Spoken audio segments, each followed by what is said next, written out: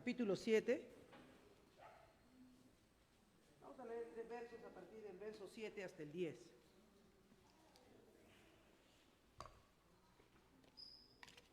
Estamos hablando de los medios de gracia, amén. Los medios de gracia, cómo Dios los ha puesto para que cuando nos reunimos como iglesia, como cuerpo, seamos edificados y cada día perfeccionados, ¿no? Como la pregunta que le hacía el joven rico el domingo en el mensaje que teníamos, ¿no? ¿Cómo puedo heredar? ¿Cómo puedo tener la vida eterna? Y le dijo el Señor, ¿quieres ser perfecto? Haz lo siguiente, ¿no? Y aquí vamos a ver en 2 Corintios, capítulo 7, que estos medios de gracia son fundamentales para nosotros porque van a llevarnos a que nos volvamos al Señor como debe hacerse.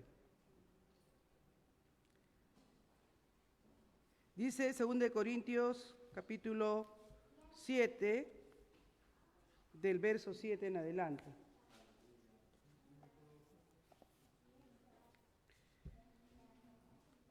Y no solo con su venida, sino también con la consolación con la que había sido consolado en cuanto a nosotros, haciéndonos saber vuestro gran afecto, vuestro llanto, vuestra solicitud por mí, de manera que me regocijé aún más, porque aunque os contristé con la carta, no me pesa, aunque entonces lo lamenté, porque veo que aquella carta, aunque por algún tiempo os contristó, ahora me gozo, no porque haya sido contristados, sino porque fuisteis contristados para arrepentimiento, porque habéis sido contristados según Dios, para que ninguna pérdida padecieseis por nuestra parte, porque la tristeza que es según Dios produce arrepentimiento para salvación, de que no hay que arrepentirse, pero la tristeza del mundo produce muerte. Padre, en esta hora vengo delante de tu presencia, espero en tu gracia, en la ayuda de tu Espíritu, en tu sostenimiento, Señor, que nos dirijas en esta noche para continuar estudiando los medios de gracia que tú has provisto, para que tu iglesia crezca, sea edificada, y cada día más, Señor, seamos más la imagen y semejanza de tu Hijo Jesucristo, para que vivamos en un mundo de tinieblas como luminarias, Señor, en este mundo. Gracias te damos, Señor. En el nombre de Jesús nos cuidaremos de darte a ti toda la gloria, toda la honra, toda la alabanza. Toma del carbón de tu altar y pásalo por mis labios, Señor. Nadie inmundo debe predicar tu palabra, Padre. En el nombre de Jesús. Amén. Amén. Tomen asiento, mis amados. Una cosa importante que hemos estado viendo es que los medios de gracia, ya los voy a ubicar un momento porque hemos hablado de la predicación de la palabra, ¿verdad? Y hemos dicho que la predicación de la palabra es uno de los medios fundamentales, principales, por los medios del cual Dios nutre nuestras vidas y crecemos. Amén. Pero dijimos también que teníamos otros medios de gracia, como la cena del Señor, que nos hace meditar, que nos hace reflexionar en cómo estamos andando, y nos probamos a nosotros mismos si estamos todavía ahí permaneciendo en la fe. También vimos que el bautismo era otro medio de gracia por el cual, la cena del Señor y el bautismo, ¿no? El bautismo era un medio por el cual nos identificábamos con Cristo en su muerte para también ser identificados en su resurrección. Vimos también otro medio de gracia que era la oración. La oración, hermano. La oración es una de las armas más poderosas del cristiano, ¿no? Con las cuales podemos destruir todas las acechanzas del maligno, ¿no? Y otro medio de gracia que vimos, a ver, la adoración. Muy bien, la adoración. Y hemos visto que la adoración no solamente se da a través de la alabanza, que la alabanza es un medio, pero no es toda la adoración. Que la adoración, ¿qué cosa es? Toda nuestra vida, ¿no es cierto? Toda nuestra vida. Porque el llamado del apóstol, cuando quiere explicarnos cómo debe ser una vida que adora, que glorifica, que alaba a Dios, nos dice que presentemos todo nuestro cuerpo en sacrificio vivo, santo y agradable a Dios. O sea, no una parte, no solamente nuestra voz para cantar, porque siempre que venimos tenemos que alabar y glorificar y usar nuestro entendimiento, ¿no? No podemos decir cualquier palabra, sino que la alabanza que cantamos debe estar en consonancia con lo que Él es. Alabanza, pues, ¿no? De lo que es el Señor, las grandezas que Él ha hecho, sus proezas, ¿no? Pero no solamente le alabamos a Dios con nuestro intelecto, con nuestras emociones, también con nuestras acciones. Y la semana pasada vimos que otro medio de gracia que teníamos era nuestras ofrendas, amén, nuestras ofrendas voluntarias, con un corazón agradecido que reconoce a Dios. Dice el Señor que en este nuevo pacto, claramente nos enseñaba la palabra la semana pasada, que todo lo que ahora lo hacemos, ya no lo hacemos en la vieja naturaleza. Recuerdan que aún cuando hablamos de la adoración, un pasaje que se les debe haber quedado muy grabado, ¿cuál es? Dios está buscando ¿qué cosa? Verdaderos adoradores, porque hay falsos. Y los verdaderos adoradores solamente pueden hacerlo en espíritu y en verdad. ¿Por qué? Porque Dios es espíritu. O sea, Dios nunca va a aceptar la adoración ni la escucha, ¿no? Seguramente, porque Dios no es sordo, pues Dios escucha todo, lo sabe todo, del malo y del bueno, ¿no? Pero Él busca intencionadamente esa adoración que viene de alguien que ha nacido de nuevo, que no lo hace en su carne, sino que lo hace en su nueva naturaleza. Igual, en el antiguo pacto vimos la semana pasada cuando vimos la ofrenda, ¿no? Que se estipuló el diezmo para los levitas, el diezmo para las celebraciones de las fiestas, ya no era 10, era 10 para los levitas, más 10 para las fiestas que se estipulaban, donde compartían, donde comían todos juntos, ya era 20%. Y cada 3 años un diezmo para compartir con los pobres. O sea, era como un 23%, no era diezmo nada más, no era el 10% nada más. Pero ahora hemos visto que Dios no quiere solamente ese dar, sino que Dios quiere un dador. ¿Cómo quiere un dador? Alegre, ¿no es cierto? Y si estamos dando con dolor en el bolsillo, que nos duele la mano para sacarlo, no lo des. A Dios no le hace falta. Dios quiere un corazón que da con fe. Dios quiere un dador alegre, un dador que le cree a Dios. Así como esa viuda, ¿no es cierto? ¿Qué cosa dio la viuda? ¿Lo que le sobraba o dio su sustento? Claro, dio su sustento. O sea, cuando tú das con sacrificio, cuando tú das considerando que Dios tiene un lugar en tu vida y por lo tanto tú lo honras con esa ofrenda que has separado voluntariamente en tu corazón, no porque te sobre, sino faltándote, sino sabiendo que estoy con esto, con estas cuentas y estas cuentas, pero Señor, yo te doy, porque al final del camino, lo que tengo viene de tu mano y solamente te doy lo que tú me has dado. Y Él, como Padre amoroso, dirá: qué bueno es, hijo, ¿no? Qué bueno es ver esa actitud en tu corazón. Y estará diciendo: no te preocupes, que yo sé más que tú lo que tú necesitas a fin de mes. Estará diciendo: yo sé más que tú lo que te hace falta en la casa. ¿Por qué? Porque esa viuda hizo eso. Y eso lo vimos la semana pasada. Entonces, son cosas que van cambiando, que ya no hacemos las cosas porque lo siento, porque a mí me parece, porque yo creo, porque me han puesto un puñal en la garganta y porque si no de repente no me bendice. No seas como Jacob. Señor, yo te doy si me das. No, yo te doy porque ya me diste. No creas ese cuento que te hacen los de la superfe. Siembra para que coseches el doble. No vas a cosechar nada. Porque aún lo poco que tienes te van a trasquilar. Tú tienes que dar porque Dios te ha dado. Y si Dios no te ha dado, entonces no tienes que dar, pues. Pero si Dios te ha dado, tienes que dar. Amén. Gloria a Dios. Dios quiere que usemos la mente también, el razonamiento. Dios es un Dios que nos ha dado la masa gris para pensar, para entender y para que meditemos en nuestro corazón lo que Él tiene que hacer. Pero todo esto está enmarcado dentro de los medios de gracia. Por eso nos congregamos, para estudiar la palabra, para adorar, para alabar al Señor, para glorificarle en todo, con todo. Y un aspecto importante que casi ya la iglesia lo ha descuidado, se podría decir. Yo estaba mirando varios comentarios y me gustó el comentario que hizo el pastor Miguel Núñez, viendo el comentario que él hizo, en el cual él dice, ¿no?, que la disciplina de la iglesia ha sido vista desde el principio como un proyecto odioso. Hay que poner en disciplina. Ay, no, yo no, anda tú, ve tú, como que nadie le quiere poner el cascabel al gato. Pero la disciplina de la iglesia no debe ser vista así. Ya hemos estudiado lo que es la disciplina en la iglesia, los beneficios que tiene. Y dijimos cuando vimos la disciplina en la iglesia que tenía dos propósitos fundamentales, que era la restauración del creyente, que era el volver a encaminar al creyente. Y entonces, dentro de los medios de gracia, es ahí donde está ubicada esta doctrina.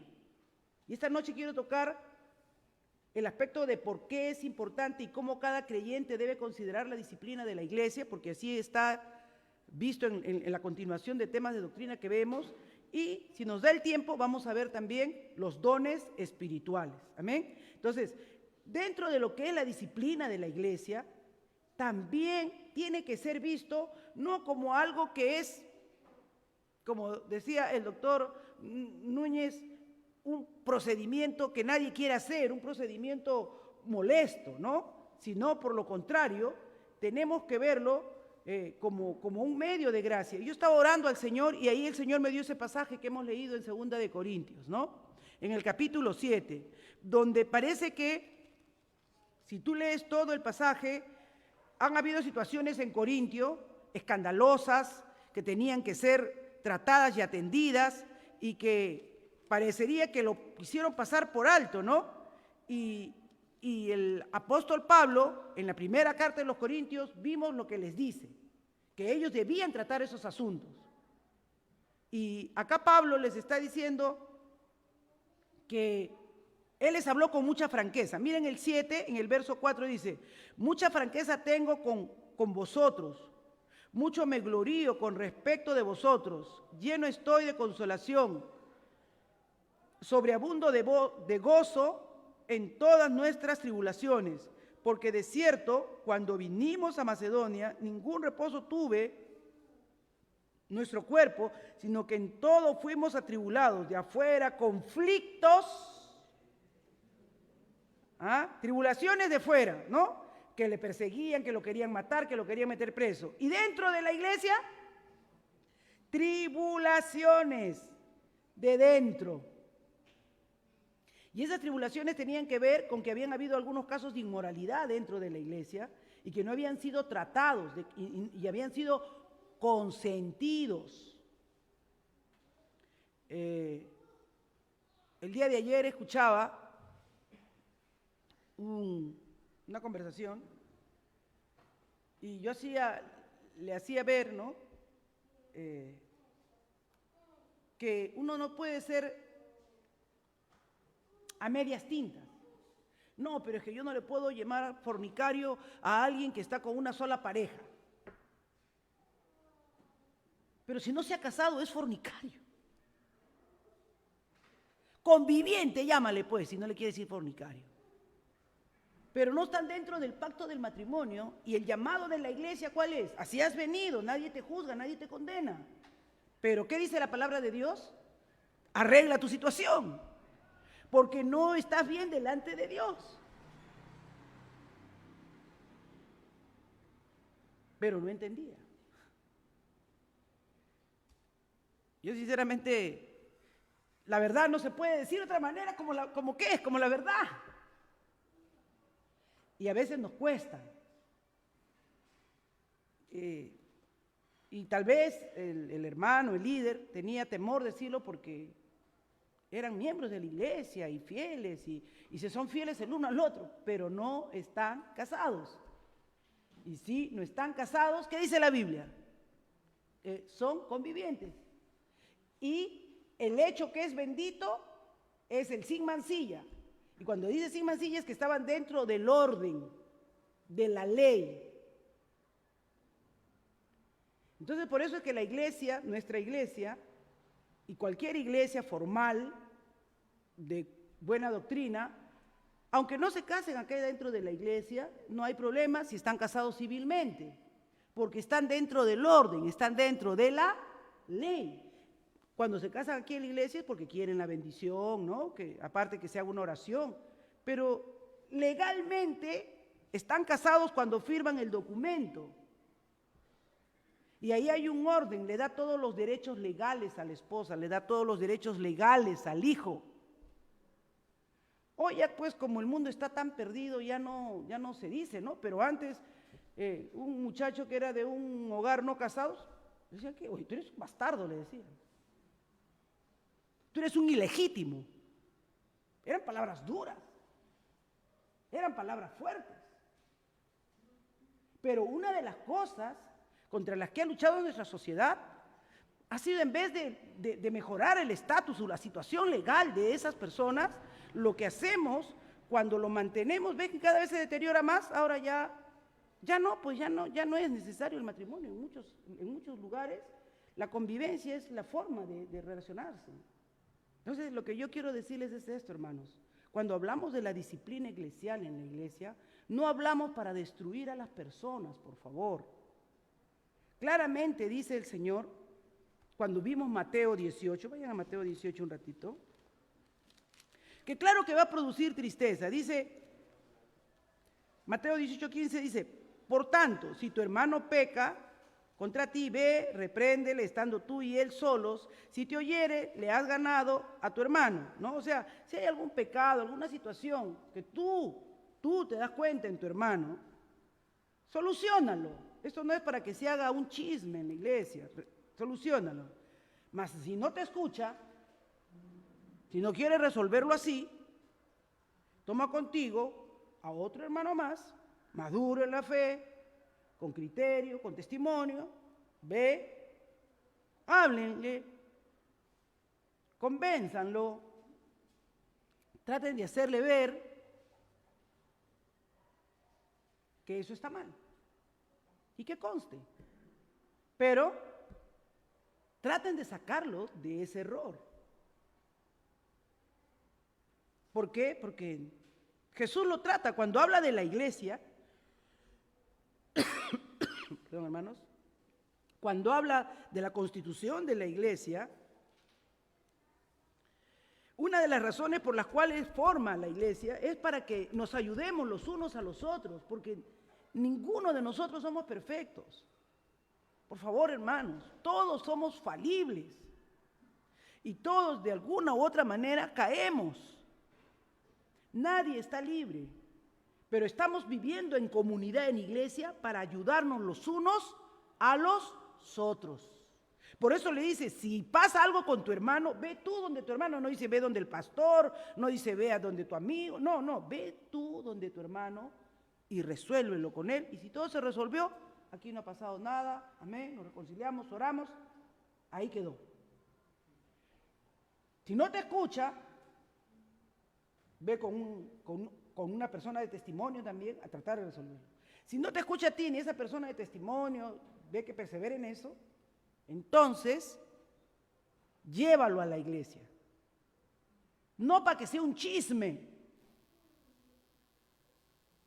sino para que en la iglesia, aparte de orar, lo alentemos, lo animemos, para que esa persona se levante y continúe en la fe.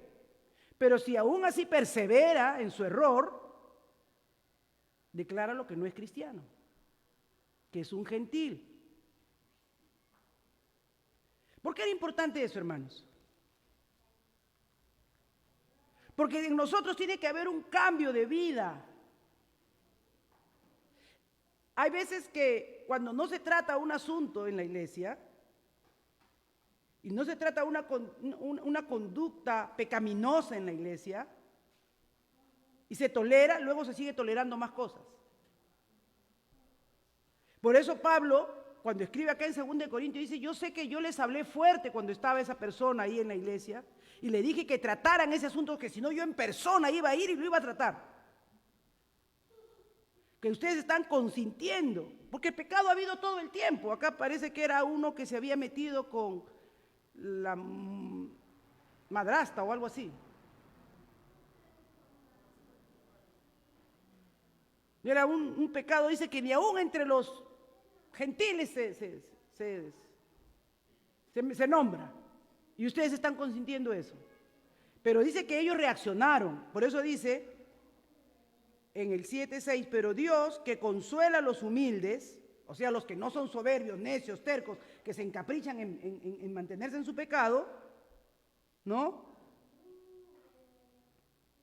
Nos consoló con toda la venida de Tito, y no solo que con su venida, sino también con la consolación con que él había sido consolado en cuanto a vosotros, haciéndome saber vuestro gran afecto y vuestro llanto y vuestra solicitud por mí. O sea, Pablo, yo sé que fuiste duro, que nos hablaste fuerte, nos confrontaste, nos hiciste ver que estábamos actuando mal, que debíamos haber corregido, llamado la atención a ese pecado, pero al confrontarnos, lo hiciste por buscar nuestra santidad, porque la iglesia tiene que ser santa, sin mancha y sin arruga, no porque nos quisieras desaparecer o menospreciar, sino por lo contrario. Dice que hasta lloraron, y vuestra solicitud por mí y la manera que me regocijé fue aún más, ¿no? De saber que había habido, ¿qué cosa? Ese sentimiento en ellos, porque aunque os contristé, aunque los puse triste, aunque los traté de manera fuerte,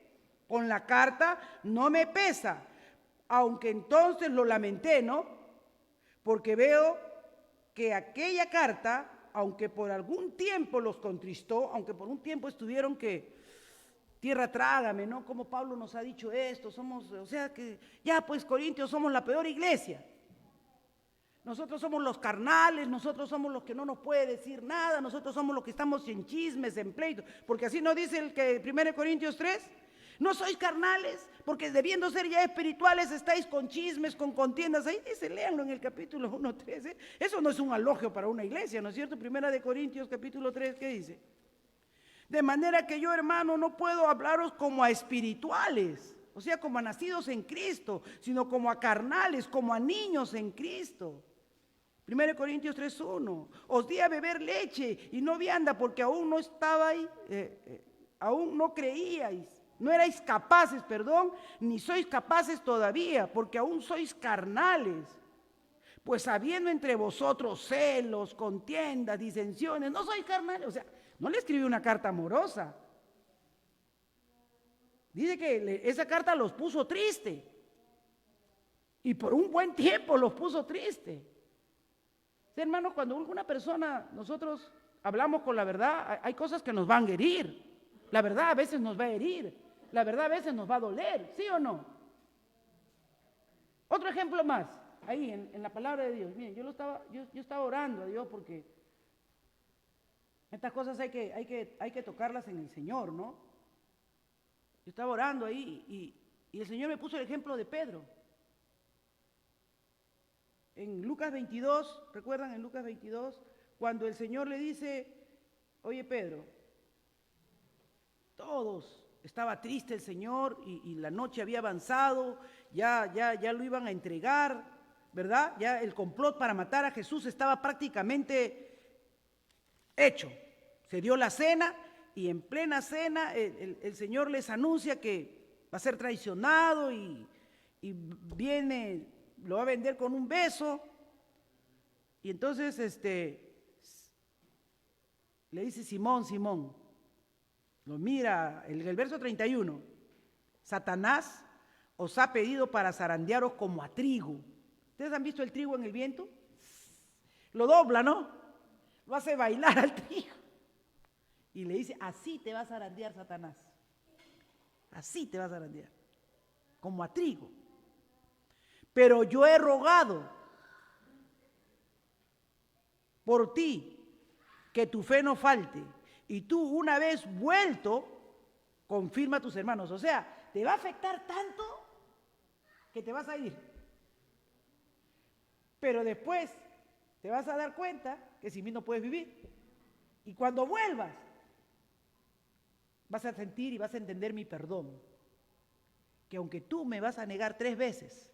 Y dice que él le dijo, y Pedro le contestó, ¿no es cierto? En el verso 33, y él le dijo, Señor, dispuesto estoy a ir contigo no solo a la cárcel, sino también a la muerte. Miren, el Señor le está diciendo, te va a zarandear el diablo como trigo, pero yo he orado para que, o sea, va a ser tanto que te vas a desanimar, te vas a desmoralizar, pero yo he rogado para que en medio de ese proceso que vas a estar siendo procesado por Dios, no te va a faltar fe para que te vuelvas al Señor, para que regreses. Y regresando, vas a confirmar a tus hermanos. Y el Pedro le sale con esto, Señor, yo no solamente voy a ir a la cárcel, porque él se imaginaba que lo iban a llevar preso a Jesús. Si te quieren matar, yo voy a la muerte contigo. Y le dijo, Pedro, te digo que el gallo no cantará hoy antes que tú me niegues 3 veces. ¿Ustedes creen que esas palabras le alegraron? ¿Ustedes creen que Pedro no se sintió ofendido después de decirle al Señor que estaba dispuesto a morir por él? ¿Qué me cree el Señor? ¿Tampoco me considera? ¿Cree que soy tan falso? ¿Cree que no le estoy diciendo palabras sinceras de lo profundo de mi corazón, que yo estoy dispuesto a morir con él? ¿Cuántas cosas pasaron por la mente de Pedro? ¿Cuántas cosas pasaron por la mente de Pedro? ¿Cuántas, hermanos? Una lucha terrible. Y si ustedes siguen leyendo, en toda la lectura, ustedes van a ver que Pedro tiene su proceso. Primero la mujer le dice, ¿tú no eres con él? No. Y de ahí no siente todavía ningún malestar. Así es. Así es, hermanos. Cuando tenemos nuestra primera caída no sentimos qué tan hondo hemos caído. Miren, un ejemplo me gustó, ahorita me estoy acordando, del pastor Sugel Michelén. Dice que el pez no se da cuenta que está dentro del agua. Y se da cuenta que necesita el agua para vivir cuando ya lo sacan y muere.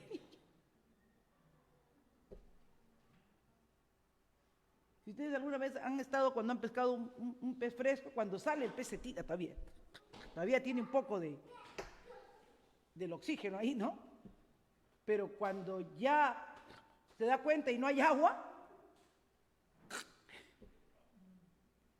y a veces así nosotros no nos damos cuenta, ¿no? No nos damos cuenta cuán vulnerables podemos ser hasta que ya el pecado nos ha agarrado de aquí. Entonces cuando el otro hombre le dice, sí, tú eras, y Pedro le dice, no, y el gallo canta, y le dice, no cantará el gallo antes de que el gallo cante 3 veces. No, antes de que el gallo cante, tú me negarás 3 veces. Ese gallo, yo creo que nunca habrá comido caldo de gallo, Pedro. Porque no hay nada que te moleste más con algo que te enfrente a tu conciencia, ¿sí o no? ¿Y cómo reaccionó Pedro?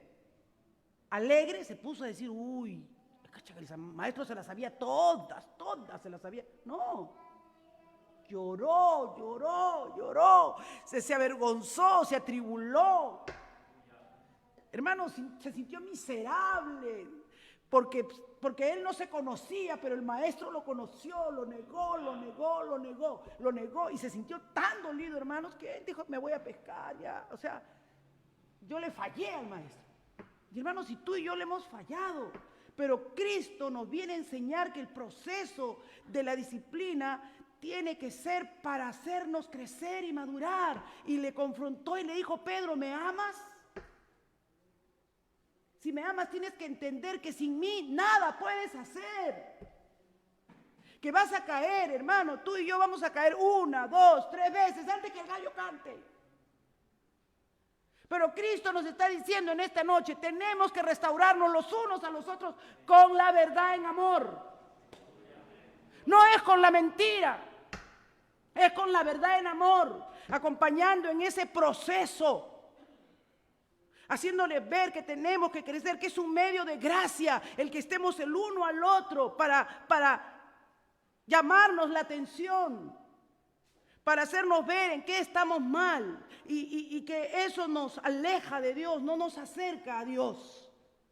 Por eso le dice, aunque os quedaste triste, ¿no? Aunque estuviste triste por un tiempo, pero no me preocupé, dice Pablo en 2 Corintios 8, aunque duró un tiempo vuestra tristeza, como duró la de Pedro, sin embargo, dice el verso 9, ahora me gozo, no porque hayáis sido contristados, sino porque fuisteis contristados para arrepentimiento. Aleluya. Entonces, hermanos, el que nos puedan llamar la atención, el que nos hagan ver una inconducta que nosotros tenemos que es inapropiada contra el Evangelio, lo que se tiene que ver no es el endurecimiento de nuestro corazón, sino se tiene que ver el arrepentimiento en nosotros. Tiene que haber ese llanto que hubo en Pedro, tiene que haber ese quebrantamiento que hubo en él, tiene que haber ese reconocimiento de que hemos fallado, de que hemos caído, de que no hemos obrado como Dios esperaba que obrásemos. ¿Para qué?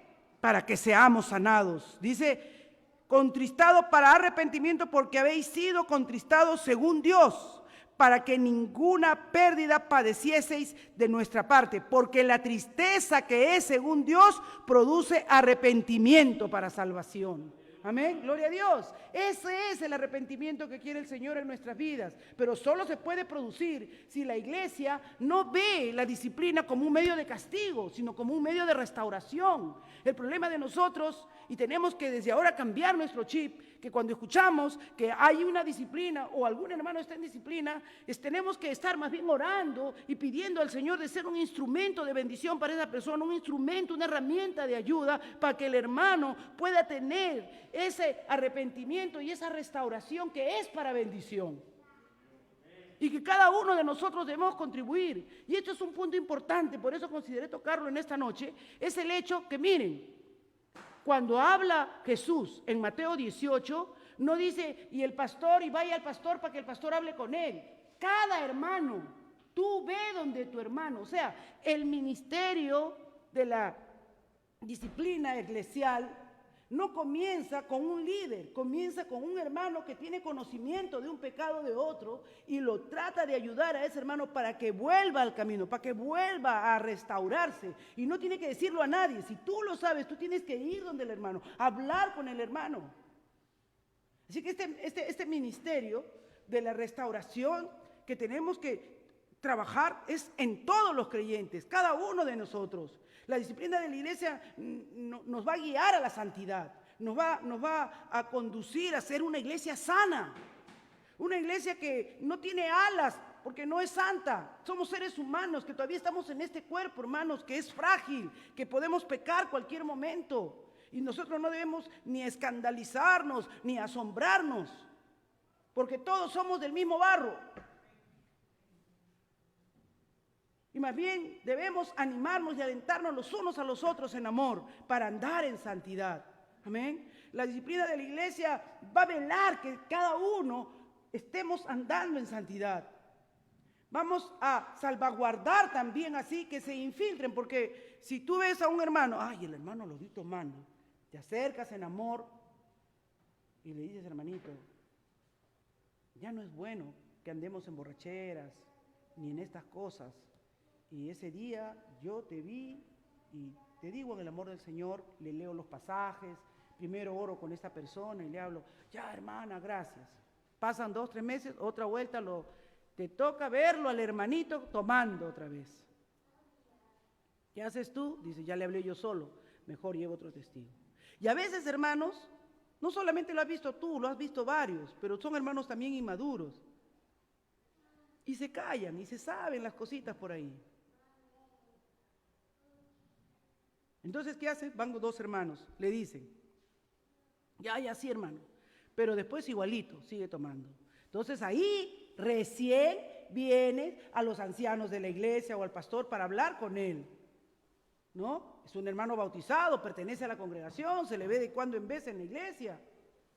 Y hermanos, ya los ancianos hablan con él, todos lo alientan, se ora, en el día de ayuno es la principal razón por la cual se está ayunando, para que sea liberado, porque como cualquier vicio, ¿no? Cigarro, lo que fuere, alcohol, droga, estas cosas electrónicas, ¿ah? No solamente ahora borrachería, ahora también si eres vicioso con estos aparatitos electrónicos, ¿no? Si ya no puedes vivir sin esto, cuidado, porque nada debe tener control de ti. Cualquier cosa que tiene control de ti se vuelve un ídolo. Todo tiene que estar bajo el dominio propio. Entonces Dios nos va a mostrar, hermanos. Dios nos va a mostrar. Entonces ya se trae a la iglesia y el hermano no quiere cambiar, entonces se comunica que es un amigo, es un visitante, pero no es un hermano, ¿no? Y oremos para que cuando Dios lo permita, pues se restaure.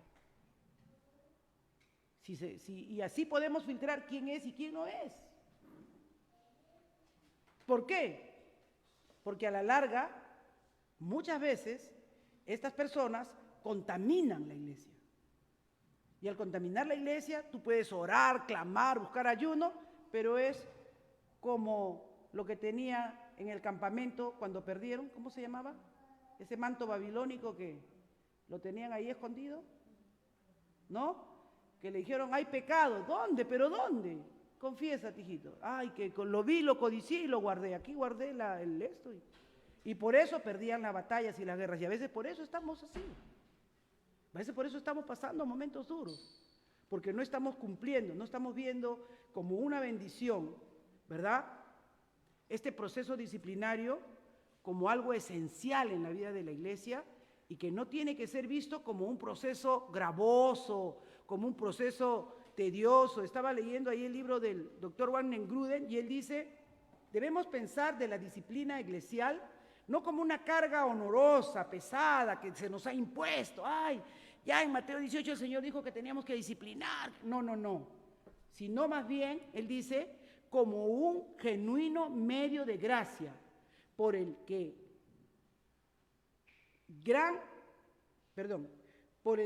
tenemos una gran bendición y podemos hoy en la iglesia reconciliar a los creyentes unos con otros y con Dios y restaurar al hermano o a la hermana que se ha descarriado para que ande en obediencia, al advertir a todos y estar firmes en el temor de Dios.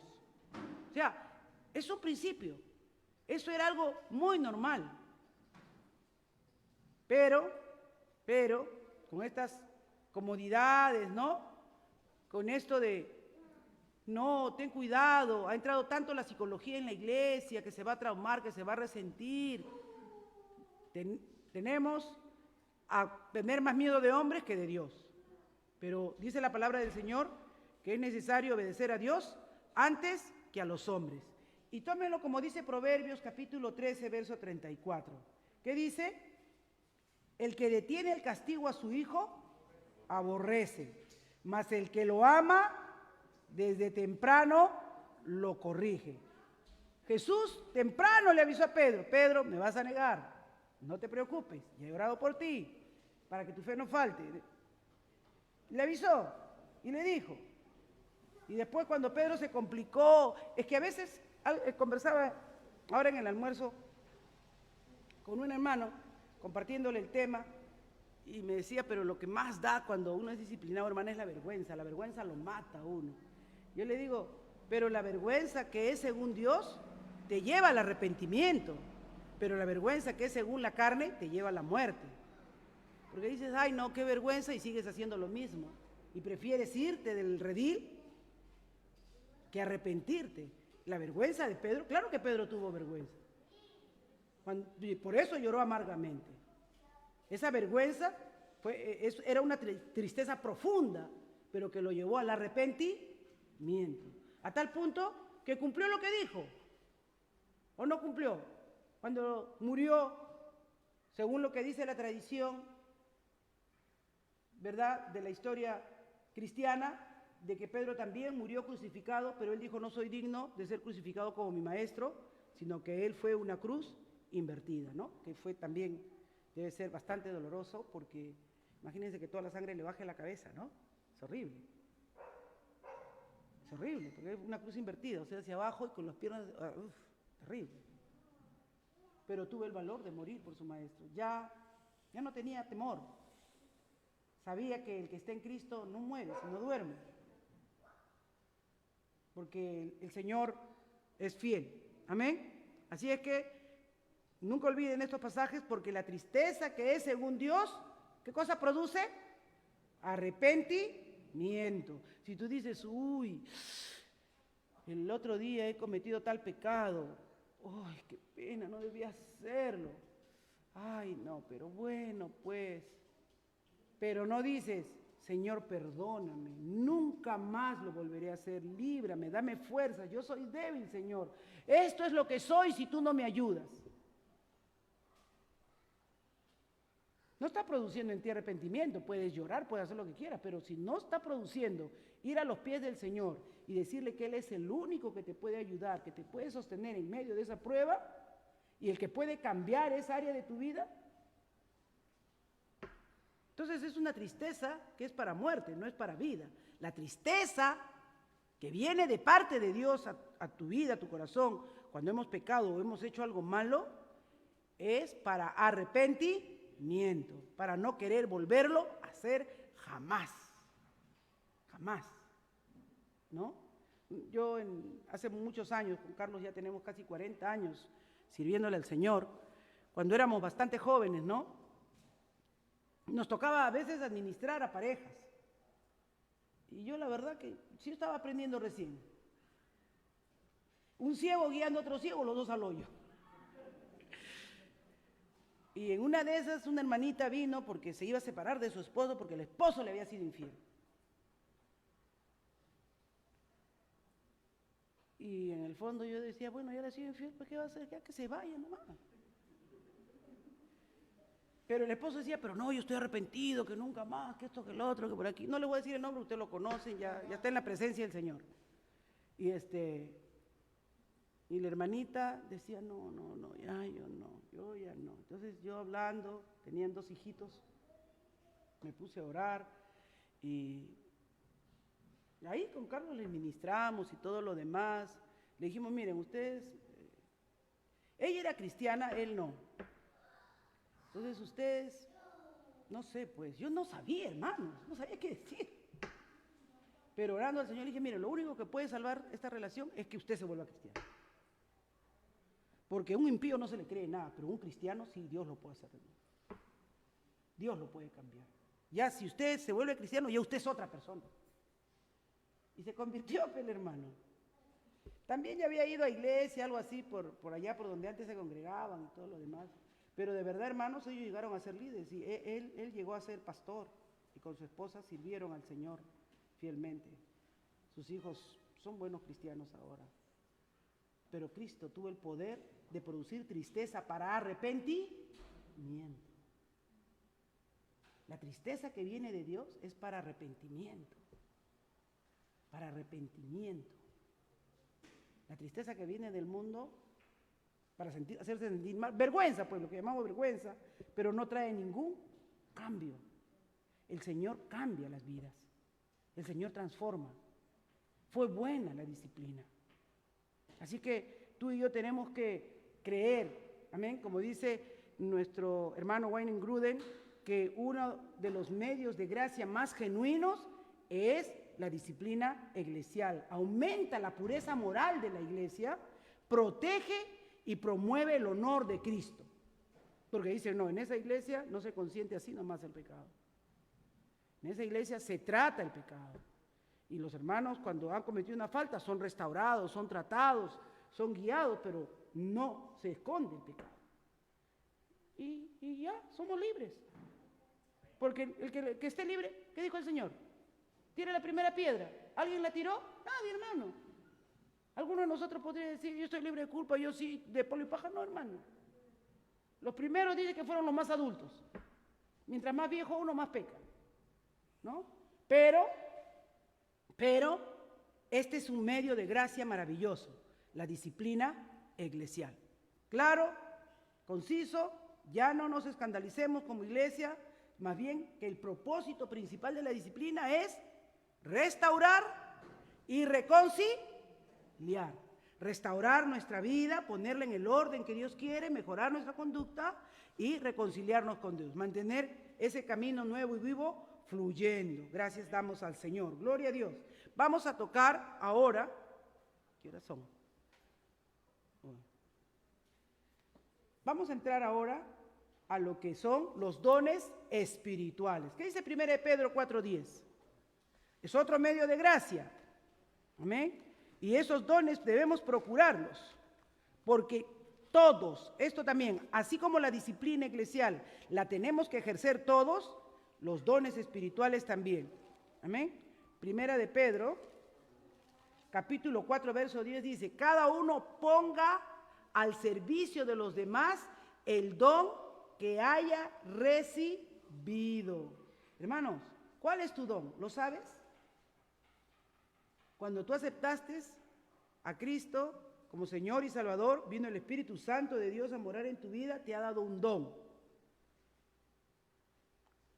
A cada uno, porque dice claramente, ¿no?, que Él ha repartido a cada uno un don espiritual. O sea, nadie puede decir aquí que sea cristiano, que haya recibido a Jesucristo como Señor y Salvador, que no tiene un don. Todos tenemos un don, pero dice para ser administrado. ¿Qué es la administración? Que yo tengo algo que se me ha encargado y que tengo que usarlo en servicio de quienes me han confiado para que lo use. Y los dones que Dios ha dado es para su iglesia. O sea, el don que yo tengo es requerido por otro hermano, por otra hermana, y yo lo tengo que usar fielmente. Dice ahí, administrando fielmente la gracia de Dios en sus diversas formas. Primera de Pedro 4:10. ¿Qué dice Primera de Corintios 14:12? Así también vosotros, pues, que anheláis dones espirituales, procurar, ¿qué cosa?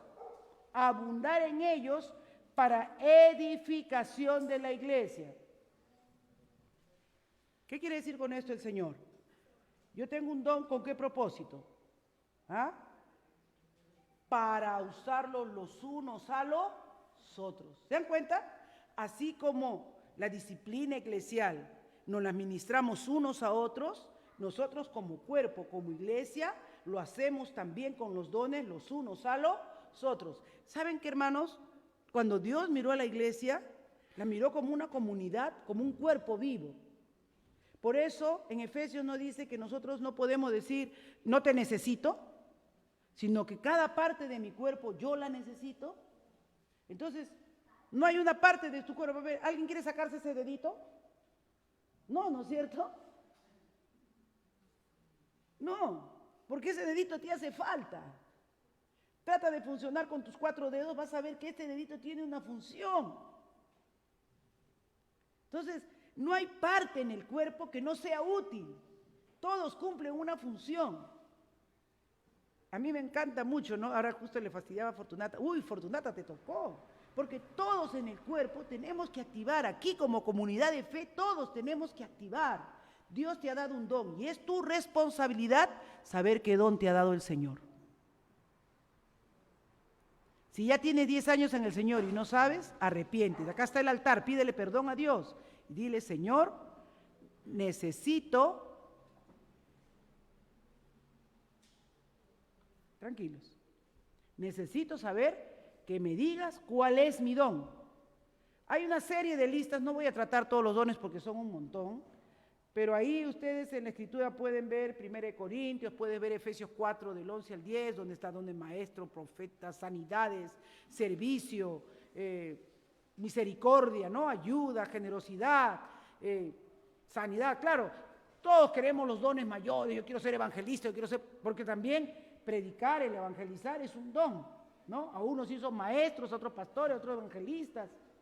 ¿Cuál es tu don?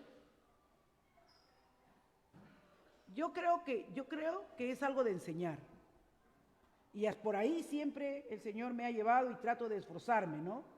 Pero debemos conocer, hermanos, los diferentes dones que hay en la iglesia. Debemos conocerlos. ¿Por qué? Porque están para ministrarnos unos a otros. Porque algunos, por ejemplo, yo no, como les digo, ¿no? En mi ignorancia, cuando recién comencé en el ministerio, yo no sabía cómo consolar a esta hermana. La hermana lloraba, claro, me imagino, ¿no? El dolor por la infidelidad de su esposo. Yo no sabía cómo consolar. Pero hay personas, hermanos, que tienen una palabra de consolación, con 2 o 3 palabras que te dicen, te sosiegan. Yo en vez creo que de apagar la llama, la enciendo más. No es mi don. No es mi don. Yo puedo sí enseñarle a alguien y sacarlo, quizás de conocer algo, transmitirle una enseñanza. porque me gusta enseñar y ser maestra, trato de entrar en los detalles y busco que comprender el texto para llevar a mi alumno a que comprenda el texto. Pero consolar es otra cosa. Tener una palabra de sosiego es otra cosa. Pero hay hermanos que tienen una palabra de fe. Tú estás así, todo desanimado y te dicen, no hermana, porque la palabra de Dios dice esto y pum, como que te despiertan. Esas personas tienen una palabra de fe, una palabra que te levanta. Entonces tú tienes que saber cuál es tu don. ¿Por qué? Porque si de repente ves, yo que no tengo el don de consolación, pero yo sé que la hermana Modesta es tan amorosa y de repente ella va a ir y le va a hablar bonito a la hermanita, le digo, hermana Modesta, usted tiene que ir donde la hermana tal porque necesita una palabra de consuelo, está inconsolable. Y usted es la persona, ¿se dan cuenta? Tenemos que conocer nuestros dones unos a otros. Amén. ¿No? Unos a otros, para que la iglesia se vuelva una iglesia viva, una iglesia sinergizada, que está totalmente cada uno usando su don. Y mientras más uses tu don, más te da el Señor. Por eso es que algunos no tienen un solo don, tienen 2 o 3, porque Dios dice que al que le dio y cumplió con su ejercicio, ¿qué hizo? Le dio más. Pero al que tenía un talento y lo enterró, ¿qué le dijo? Ay Señor, yo sé que tú eres así y por eso yo agarré y guardé. Acá está lo que me diste. ¿Qué le va a decir el Señor? ¿Qué le va a decir? Siervo malo, negligente. ¿Ah? Le habrías enseñado, aunque sea a otros, mi don para que lo use. Preferiste guardártelo. Hermanos, que cuando lleguemos a la presencia del Señor, le podamos decir, Señor, 2 talentos me diste, acá te devuelvo 4, 2 gané. Me diste 5, acá están 5 más, Señor. Que el Señor nos ayude, amén. Y que el Señor nos haga entender que los dones que Él nos ha dado son para la edificación de su cuerpo. Son de gran bendición cuando tú y yo podemos entender que estos dones hay que reconocerlos en sus diferentes manifestaciones dentro de la iglesia. Y que todos son medios por los que el Espíritu Santo da bendición a otros. De verdad, hermanos. Medios por los cuales Dios da bendición a otros. Algo que yo he aprendido, porque antes no me gustaba hacerlo, pero ahora entiendo por qué Dios me ha ido presionando más sobre estudiar sobre estas cosas, es que a veces orando, Dios me pone en la mente una persona y un texto. Yo digo, ¿pero por qué? Y me pongo a orar por esa persona y el texto vuelve. Y antes decía, bueno, ya Señor, ya voy a seguir orando porque se le vaya el temor a esa persona. Pero el Señor me dice, no te lo estoy dando para ti, te estoy dando para que vayas y se lo digas. Porque a veces esas personas están así tan afligidas que aunque el Señor se los está diciendo, tiene que venir otra persona y decirle lo que quieren oír, para que se den cuenta de que Dios está atento a su oración y a su clamor. Esas son palabras que vienen del corazón de Dios a través de sus hijos, hermanos. Y la iglesia no está ejerciendo sus dones. Por eso estamos todos así, como que a las justas estamos llegando. No, hermanos, Dios quiere una iglesia que se avive. Y estos medios de gracia son para tener una iglesia avivada, una iglesia poderosa. Amén. Gloria a Dios. Vamos a orar. Padre, te doy gracias en esta noche. Oh Señor, por todos estos medios de gracia que nos estás proveyendo. Por tu palabra, por la oración, por tener una vida de adoración. Oh Señor, por la cena, por el bautismo. Señor, por la disciplina que tantas veces ha sido dura y fuerte con nosotros, pero que como Padre amoroso, como dice el libro de Hebreos, el Padre que ama a su Hijo lo corrige temprano, Señor, porque no quiere mal para Él, sino bien, oh Dios. Y aunque produce tristeza, aunque produce esa sensación de dolor, de vergüenza, Señor, es una vergüenza que nos lleva al arrepentimiento, a no quererlo hacer más. Oh Padre, en el nombre de Jesús, ayúdanos, Señor. Sin ti somos débiles, sin ti fallamos, sin ti fracasamos, Señor. Tú eres el que levanta nuestra cabeza, tú eres el que nos pone en alto, Señor. Ayúdanos, oh Dios. Se vienen tiempos duros y difíciles, Padre. Necesitamos que los dones espirituales se estén desarrollando en tu iglesia. Necesitamos palabras de consuelo, palabras de fe. Necesitamos dones de sanidad. Hoy que hay tanta irresponsabilidad en la salud, Señor. Necesitamos palabras, Señor, de aliento. Necesitamos que se evangelice, que se ministre, que se enseñe. Oh, Padre, necesitamos que los ministerios de la iglesia comiencen a moverse en medio de nosotros y ejercitarse, Padre, en el nombre de Jesús. Oramos, Señor. Te pedimos porque solo tú lo puedes hacer. Perdónanos, Señor, si no hemos estado usando nuestros dones. Perdónanos, Señor, si lo hemos descuidado. Ayúdanos en el nombre de tu Hijo Jesucristo. Ayúdanos, oh Dios, porque tú no nos has dejado a ninguno de nosotros sin un don, sino que a cada uno de nosotros nos has dado un don. Gracias, Señor. Gracias, Padre, porque ahora somos hijos tuyos. Lo que fuimos, lo que pasó, quedó allá, Señor, y ahora somos hijos tuyos. Ahora tú eres nuestro Padre, Señor. Ahora tú eres el que nos amas, oh Dios, el que nos ha restaurado, el que nos ha vivificado, el que nos has hecho nuevas criaturas en Cristo Jesús, Señor nuestro. Amén, amén. Gracias, Jesús. Gracias, Señor.